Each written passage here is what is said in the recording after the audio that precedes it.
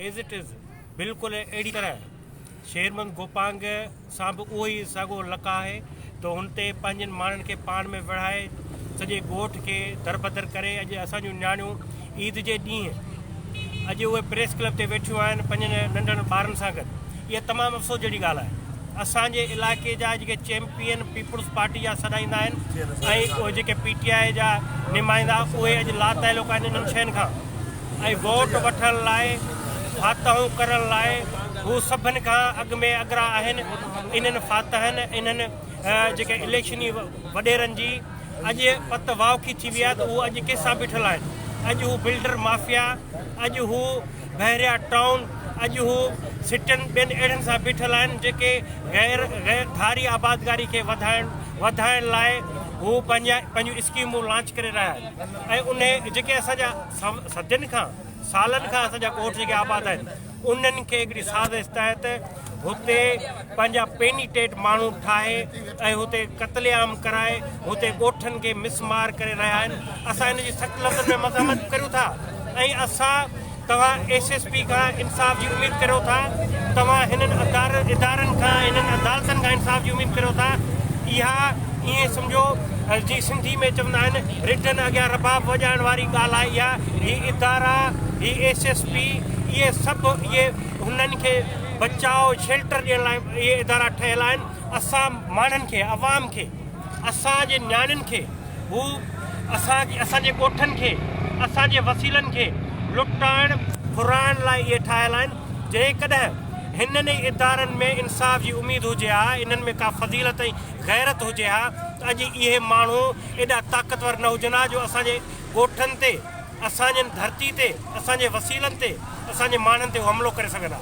पर असां दानिश हिकिड़ो पॉलिटिकल वर्कर आहे ऐं महिराण सां उन जी ॻाल्हि ॿोल थी त हिन ईद खां पोइ असां कोशिशि कंदासीं पर असांजे ॻोठ जा ऐं इलाइक़े जा जेके नेक मर्द आहिनि असां हुननि खे हिकिड़ी अपील हिन मीडिया थ्रू हिन वीडियो थ्रू अपील करियूं था त हू अचनि हिते बि अचनि ऐं जेके जिन्हनि सबबनि जे करे हीअ माण्हू हिते वेठा आहिनि, जेके सबब जी बुनियादु आहिनि, जेके हिन सबबनि खे पैदा कंदड़ आहिनि हुननि सां बि ॻाल्हाइनि त हीअ आख़िर असां सां इहे ज़ुल्म थिए छा पियो। अॼु शेरमंद गोपांग आहे, सुभाणे इहो वधी वाणकिवसी ताईं पहुचंदा, उन खां अॻिते वधी ॿियनि इलाइक़नि खे फतह कंदा। हीअ जेको आहे जीअं अरगून ऐं तुर्खाननि वारो आहे जेके तारीख़ असांखे यादि ॾियारे छॾी आहे हिननि जेका आहे हिन वेझड़ाई में। अॼु असांजे माण्हुनि खे अॼु इहो फ़लस्तीन जो यादि अचे थो, इसराइल जो यादि अचे थो। असां त जेको ज़ुल्म थिए थो असांजा पढ़ियल लिखियल माण्हू इंटेलेक्चुअल पॉलिटिकल वर्कर इन ते छो नथा सोचनि। असांजे उन्हनि माण्हुनि खे सोचणु खपे त इसराइल जेको करे पियो या तव्हांखे ॾुख थिए थो, वॾो दर्दु आहे कश्मीर जो, उन खां वधीक ज़ुल्म असां सां थिए पियो, वधीक ज़ुल्म हिते बलोचनि सां थिए पियो, उन ते बि सोचो न। ऐं तव्हां जेकर अणधुरे थी जेके इदारा आहिनि उहे नोटिस वठनि। असां सुप्रीम कोर्ट खे बि अपील था करियूं, असां हाई कोर्ट जे चीफ जस्टिस अहमद अली शेख साहब खे अपील था करियूं, सलाउद्दीन पहवर साहब खे अपील था करियूं। उन सां गॾोगॾु असां सिंध बार कौंसिल जे ज़ियाल अंजार खे बि अपील था करियूं तो अचे हिननि मसइलनि ते रेज़ोल्यूशन पास कर। असां हैदराबाद बार जे सदर आसिफ शेख खे बि अपील था करियूं, असां इशरत लोहार खे अपील था करियूं, हाई कोर्ट बार जे सदर खे हाशिम लिगारी खे अपील था करियूं, हाई कोर्ट जे जनरल सेक्रेटरी खे मामे यूसुफ लिगारी खे अपील था करियूं जेको असांजो हीरो आहे, चैंपियन आहे असांजी सियासत जो। अचे हिननि मामलनि ते केरु अॻुवाई करे, इहे माण्हू अचनि अॻियां थियनि, असांजी रहनुमाई कनि त जीअं असां पंहिंजी धरती जेका असांजे पेरनि हेठां निकिरंदी पई वञे असां उनखे बचाए बि सघूं। ऐं असांजा इहे जेके मसइला आहिनि असांजा बुनियादी मसइला त हल थियनि कोन था ॻोठनि जा, रहंदो उहे ॻोठ ई सफ़ाई हस्ती सां मिटाया पिया वञनि। असांजूं नियाणियूं जेके ईद जे ॾींहुं ख़ुशी सां उहो वेहनि हा घरनि में, ख़ुशि थियनि हा, हिक ॿिए सां मिलनि हा, अॼु उहे प्रेस क्लब ते वेठियूं आहिनि। असां खां इन खां वधीक असांजे लाइ ॾुख जहिड़ी ॻाल्हि ॿी कहिड़ी हूंदी।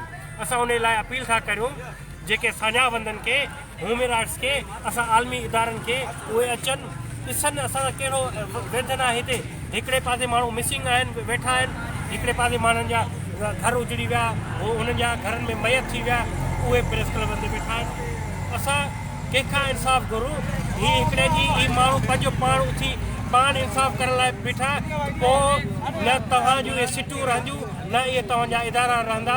जेकर तव्हां चओ था त तव्हां बराबरी बुनियादनि ते मसइला हल करणु चाहियो था, अचो बहितर कॉन्स्टिट्यूशन ठाहियो, बहितर कानून साज़ी करियो ऐं असांखे पंहिंजा राय ॾियो ऐं हुननि जेके गासिब गद्दारनि खे पंहिंजी लिमिट में रखो त जीअं असांखे छेड़छाड़ न कनि ऐं असांखे पंहिंजी जीअण ॾियनि ऐं पाण बि जीअनि। महिरबानी।